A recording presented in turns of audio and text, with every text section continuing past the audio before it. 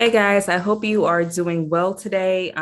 This video is a part of my product development and business series or playlist, where I'm going to be talking about product development, branding, and things that pertain to um,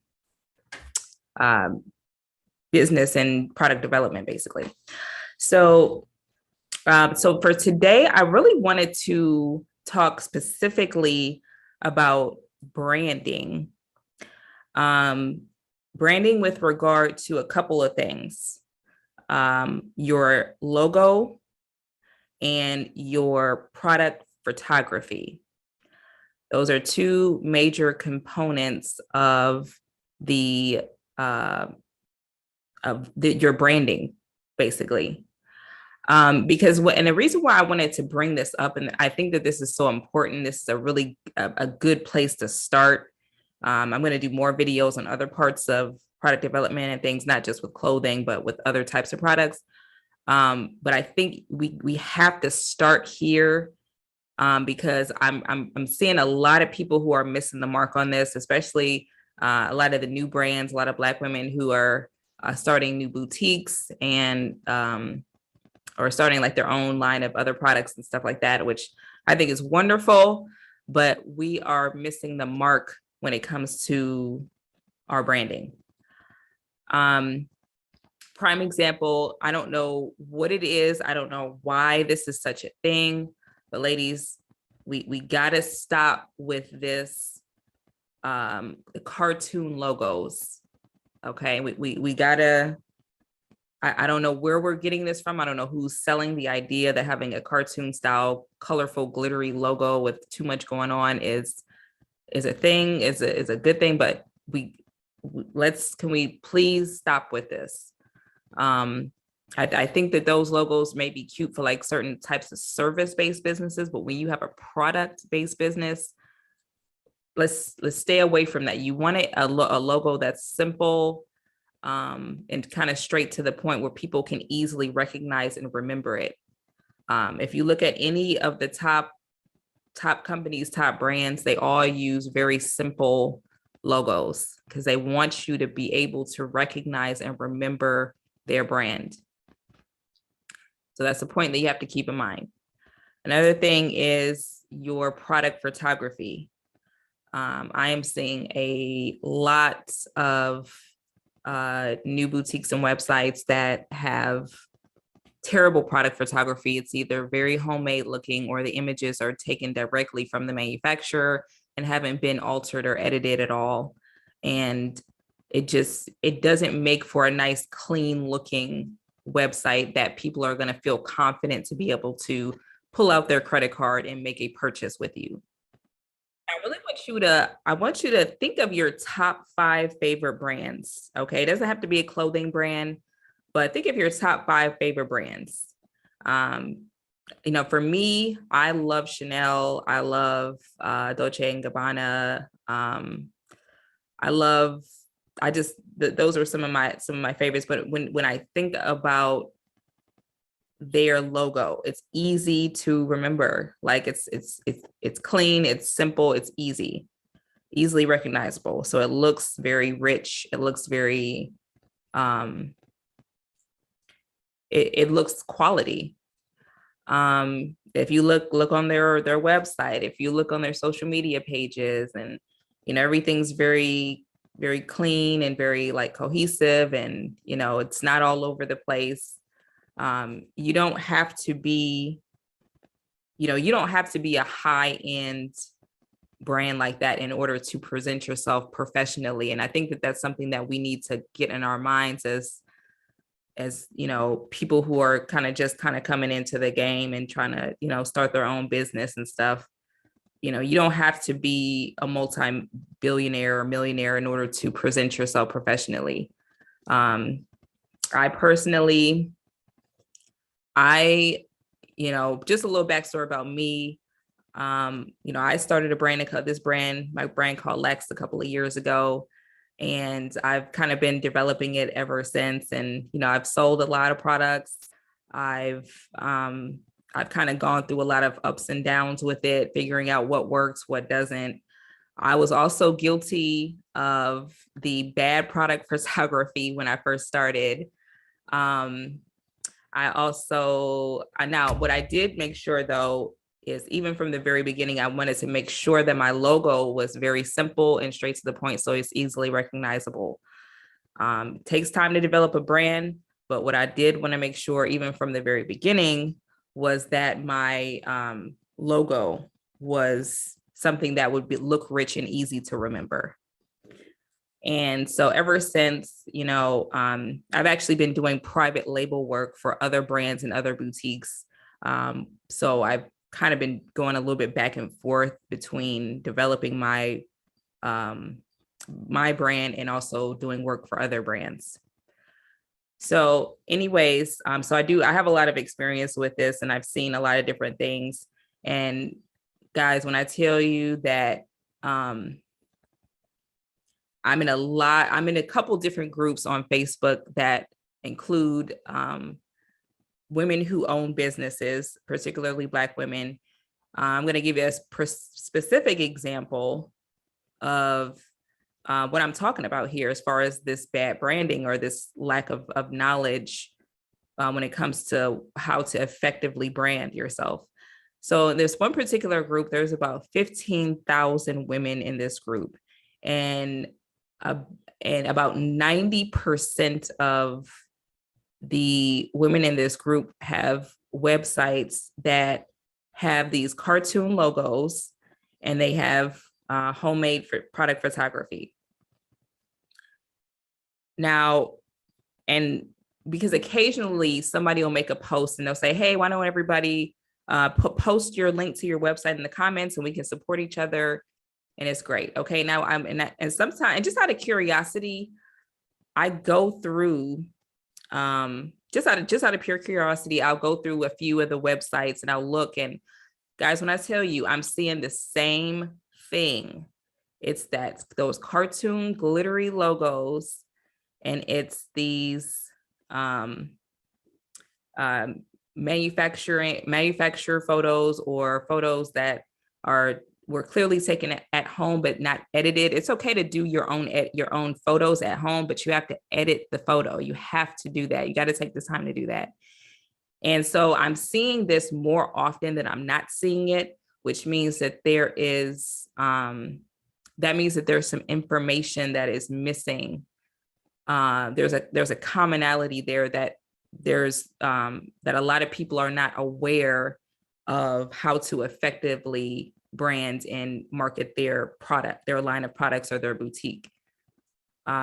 So that's the reason why I wanted to address this, because I think a lot of times when we have a great product, we know how hard we worked to develop it. We know how much money we put into buying our, boutique clothes or whatever. We know what it took to do this, right? So we get the product, or we had a product and we just want to take a picture of it and just put it online so it can get sold. The thing about it is your product images are essentially what's going to sell your product. So even if you run ads, when people go to click on your website and they see this, this cartoon colorful logo, and then they see these homemade images that clearly haven't been edited, that is not going to give somebody the confidence to purchase something from your website. People are going to be skeptical to pull out their credit card and actually make a purchase and a transaction from your website based off of the images. Because when, like I was talking about the Facebook groups, as I'm going through and I'm looking at some of these websites, I'm like, I would not feel like I would want to make a purchase from this website, because I don't know if I can trust the quality of what I'm going to get based off of the images, based off of the branding or the lack thereof of branding. For me, I love the color gold and I love black, and I love a combination of black and gold. So a lot of my products my branding is centered around black and gold. You know, I'm obviously I'm gonna, you know, I have other products that have different colors and stuff in them too, but that's my brand. That's what I like. And that's kind of what I'm developing.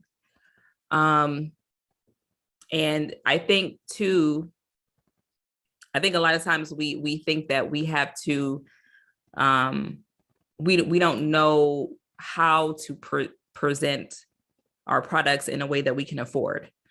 And so for me, I want you to look at, but before I go into my next point, I want you to look at these two images that I'm going to post of my very first jacket that I had. I've developed, I sketched it out myself and I sent it to a manufacturer to get developed. And it was a bestseller and really, really proud of it. But I want you to look at these two images and I want you to tell me which one of these two images of the same product is more likely to sell you on this product. And I can guarantee you that it's going to be the product that has the professional imaging.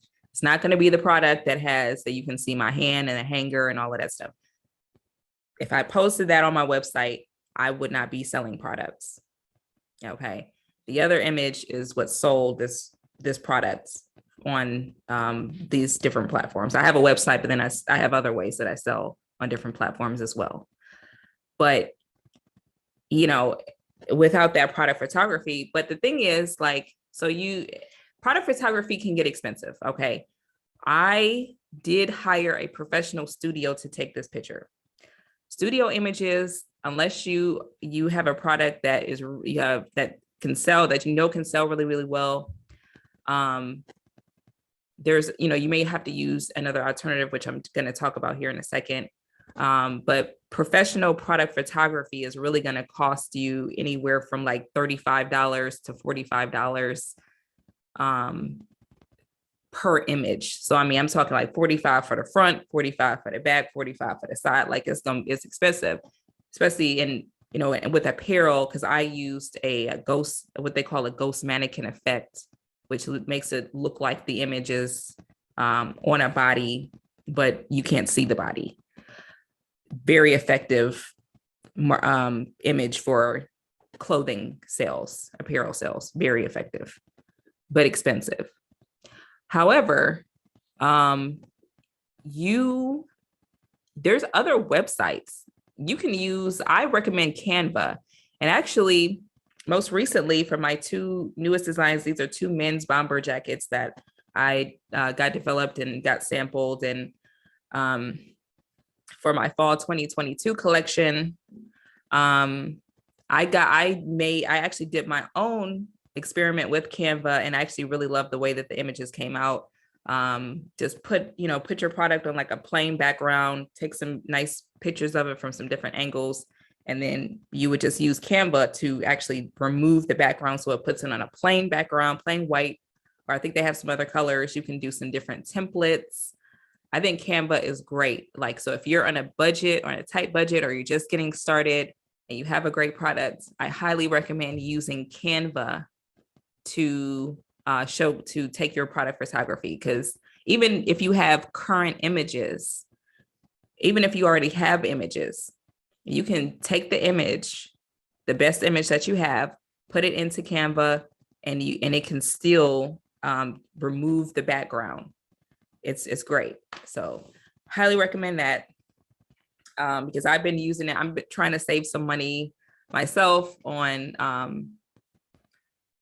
this whole process as well. So, but yeah, guys, what I want you to do is I really want you, if you already have a website and you already have a boutique or a brand, I really want you to go to your website. I want you to do an audit of your own website, and I want you to look at it from the lens of a potential customer or buyer.